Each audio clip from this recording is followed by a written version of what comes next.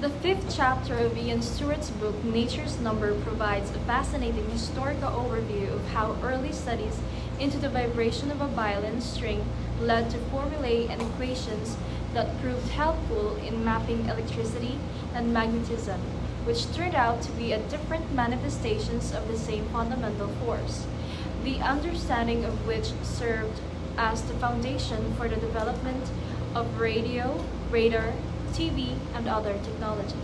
This chapter begins with a scenario of how pure and applied mathematics are proposed to be linked together to produce something more powerful and captivating than two could have made on their own, and it shared with the issues of vibrating violin string in the beginning of the 16th century. Think of a violin string that is perfectly straight and it's stretched between two supports that are not moving. What happens if you pull the rope straight ahead, then let go? As you pull the string sideways, its elastic tension increases, providing a force that pulls the string back towards its beginning point. When you let go, this force causes it to move faster as it obeys Newton's law of motion. The entire time, it has been accelerating, so when it comes back to its initial point, it is moving swiftly and overshoots the straight line. The movement slows until it stops as the tension pulls into the another direction. The story then picks up where it left off. The string will continue to vibrate sides to side without friction. The Greeks believed that how the violin string is plucked affects how it vibrates. Later, it was discovered that the frequency of vibration determines the pitch of the violin's tone. The moving string can assume many distinct shapes, and each frequency corresponds to a different string configuration. The violin's pitch, dependent on the notes, was used as an example to support the Greeks' theory. For example, notes are sights along a string's length. A higher note is produced when the finger is positioned in the middle of the string. However, a higher note is made by placing a finger halfway down the string. It suggests that the frequency increases with the number of notes. Additionally, the vibrations that correlate to it are known as standing vibrations, which produce an up and down movement but do not move along the string. The wave's amplitude determines the tone's loudness.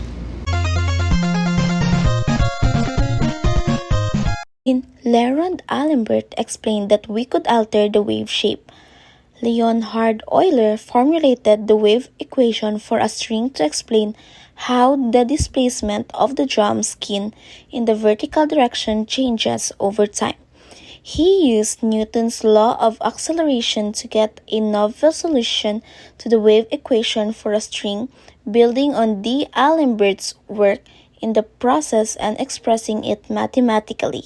He added a lot of new ideas and methods to mathematics.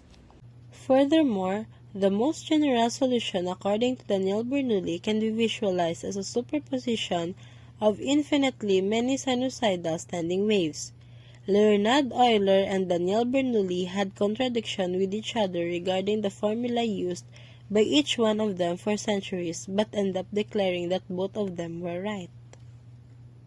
Mathematicians discovered how to solve the wave equation for the motions of virus-shaped drums in the 18th century. The wave equation started to leave the realm of music and establish itself as a fundamental aspect of mathematical physics. Despite Einstein's famous link between mass and energy, it is likely the most significant mathematical formula ever created. The exact formula started to appear everywhere. It appeared in fluid dynamics, explaining the emergence and propagation of water waves. It first appeared in the theory of sound, which describes how sound waves travel through the air and cause vibrations that cause the molecules to alternately become compressed and separated.